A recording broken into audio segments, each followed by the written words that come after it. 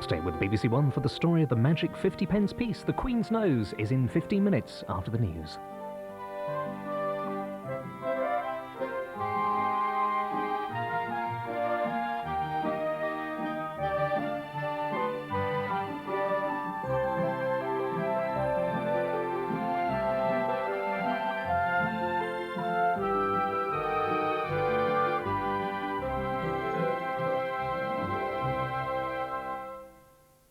Yes? Colin? Oh, Mum. I'm licensed, Colin. Can you believe it? £9 a month For a TV licence. And it's so easy when you pay by direct debit. Even the phone call's free. Call free with your bank details on 0800 328 2020 and pay for your TV licence by direct debit. This is BBC One. Now a lunchtime summary of the BBC News with Anna Ford.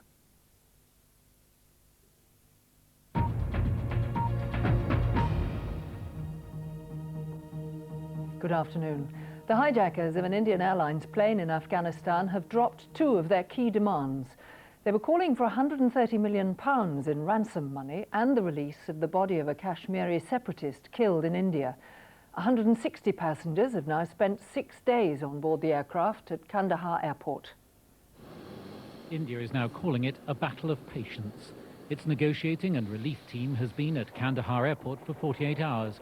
From the control tower, the negotiators were today continuing their talks by radio with the hijackers.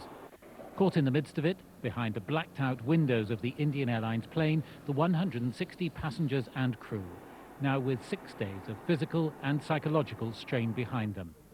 But in Delhi, India's foreign minister maintained that conditions for the hostages were now as comfortable as their long and enforced incarceration allowed.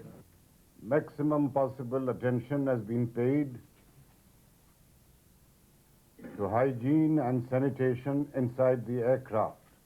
Earlier, the cabinet of India's coalition government met in emergency session to discuss the latest developments and specifically its response to the hijackers' demands. All ministers have been told to be on hand in the capital for daily cabinet meetings for the duration of the crisis. The government says it won't discuss the possibility of any compromise with the hijackers in public. This wouldn't, it says, be in the hostages' interests. In Nepal, meanwhile, where the hijacking began, the authorities have been defending Kathmandu airport and its officials against charges of lax security. Yet another day ends without the hostages on their way back home, but at least now with more news of their condition and their capacity to withstand the ever lengthier negotiations. The Indian government says the crisis is now at a stage of high sensitivity and delicacy. Mike Wooldridge, BBC News, Delhi. The Prime Minister has been talking about his government's record and said that much work remains to be done. He told an audience in his Sedgefield constituency in County Durham that tackling poverty and social exclusion were at the top of his agenda. The brisk walk through the morning frost set the tone. This was an upbeat assessment of Britain's prospects for the next millennium. Not the mightiest in the world, but the best. As a constituency MP, Tony Blair acknowledged more needed to be done, not least on the health service, as the Prime Minister insisted the government had laid solid foundations since the general election. By its very nature, change in the health service is slower, but it is happening here too, and by this time next year, again, it will be far clearer. The foundations are being laid. There was no compromise on the future direction of government. New Labour, he said, and One Nation politics had achieved great things. They'd also been radical. New Labour, New Britain, is still the right direction both for party and for country. And I think as we turn the page of the new millennium, it's right just to reflect on that when we've had the courage to change as a country, when we've had the will to reform, then we've seen the benefit in results. Tony Blair this morning tried to rise above party politics, but in the choice of venue here at Sedgefield and in the general thrust of the speech, it was clear that he too was keen to reassure his own traditional supporters as much as the wider public.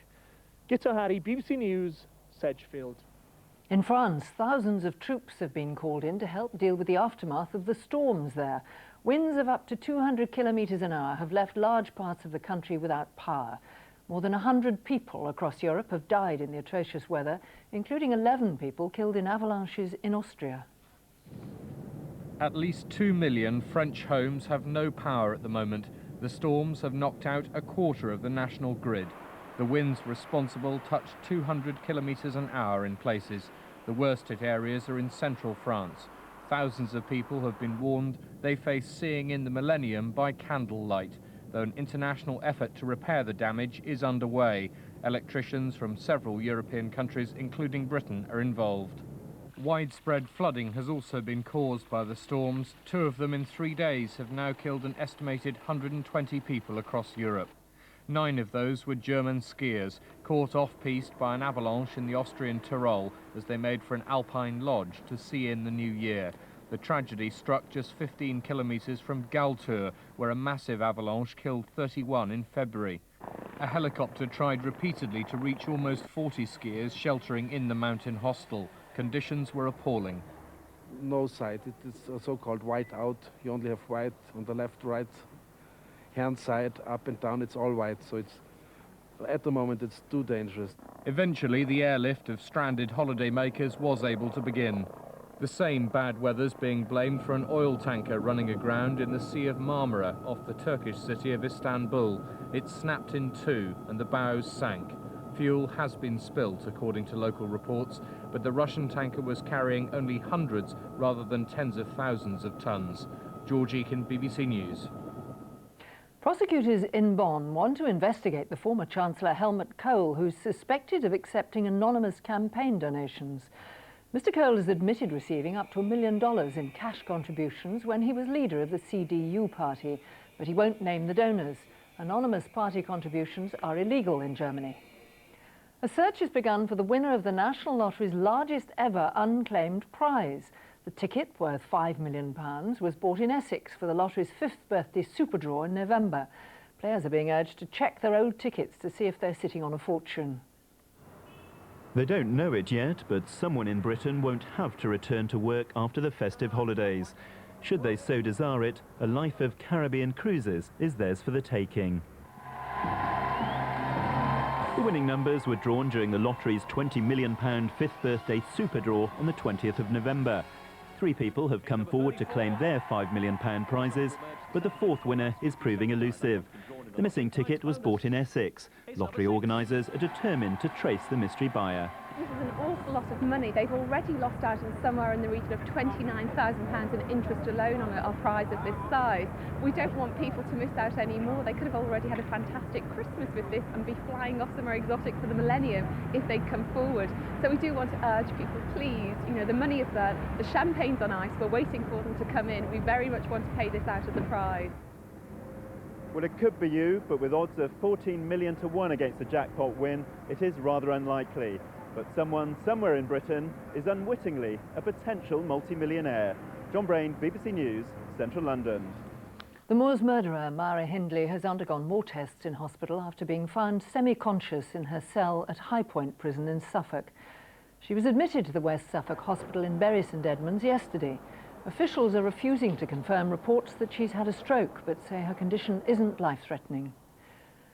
Cricket and England have found it hard going on the 4th day of the 3rd test in Durban. South Africa resumed their second innings on 27 without loss, still needing 183 runs to make England bat again. At tea, they were 166 for 1. The prospect of a long South African rearguard action clearly didn't hold much appeal for the Durban public, and it was indeed gruelling stuff once Gibbs had been removed by first innings hero Andy Caddick. Thereafter, with Kirsten gradually rediscovering his form on a wicket that had lost yesterday's devilment, and with Kallis looking generally assured, it became clear England were in for a long slog to press home their advantage. That's the class we know. Fortune didn't smile on them either. Tufnell thought he'd trapped Kirsten leg before, but it was a no ball. Carelessness had let them down again. Though England never wilted, their big lead was being steadily chipped away as Kirsten completed a redeeming half-century and the second wicket stand stretched beyond 100. Kallis too went past 50, and all the while South Africa's chances of saving the match and their series lead were improving. At tea they were still 44 runs behind, but with 9 wickets standing. Kevin Geary, BBC News. That's all so far. I'll be back for the next news on BBC One at 5:30.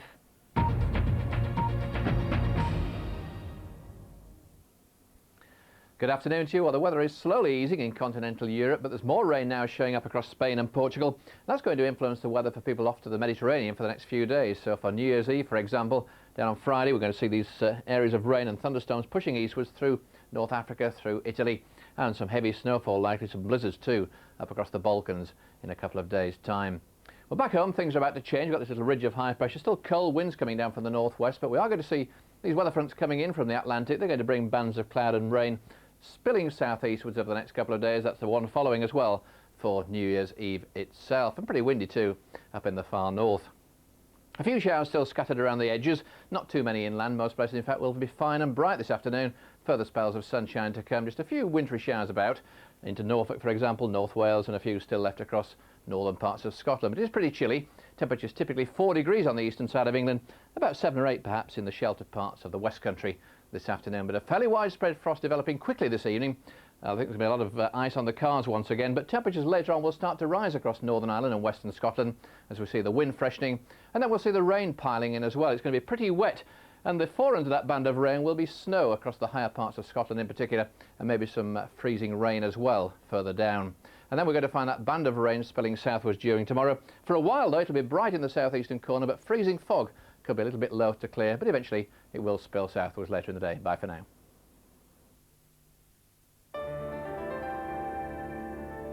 Now on BBC One, the news in the southeast with Gillian Joseph.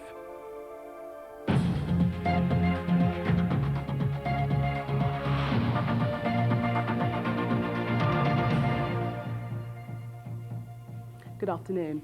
A casino worker is taking legal action against his employers, claiming that high levels of tobacco smoke at work have given him asthma. The croupier's case against Napoleon's Casino in Leicester Square is the first of its kind and could pave the way for thousands of others. The casino's owners haven't been available for comment today. Michael Dunn, who's 55 and lives in Upminster in Essex, has worked at Napoleon's Casino in Leicester Square as a croupier for 10 years. He's a non-smoker but now suffers from asthma, which he says is as a result of passive smoking in his workplace. With the help of the GMB union, he's seeking compensation in the courts from his employers for the damage to his health. As it gets busier during the day, you get more and more clients, and then the smoke starts to build up. And especially at this time of the year when it's very busy, by 6 or 7 o'clock, above the tables there's a cloud of smoke. No one from the company which owns the casino was available for comment this lunchtime. It's expected the GMB will bring its case in the new year. Sarah Harris, Newsroom South East, Central London. The husband of a mother of 2 who vanished without trace a month ago has appealed for her to come forward. 28-year-old Sharon Malone left her home at Potter's Bar in Hertfordshire to visit a friend at the end of November. Police say her Ford Escort car was found on Christmas Eve parked in a street about 10 minutes walk from the family home. Today at Colindale Police Station, her husband Gary appealed for her to contact the family or police. Put our minds at rest. Nothing else that has happened matters. All we need to know is that you're safe and well. Just please contact Dad or anybody. Glenda Jackson and Ken Livingstone have published a 14-page dossier of complaints about Labour's handling of its London mayor selection process. The 2 mayoral candidates claim that party resources have been used to assist the third candidate, Frank Dobson, over them. The Labour Party says there's no truth in any of the allegations. Well, that's just about it from us. We're back tonight at around 10 to 6 with plenty to get you set for the millennium, including a comprehensive guide to all the events and celebrations taking place in London and the South East. But for now, from the early team, a very good afternoon to you.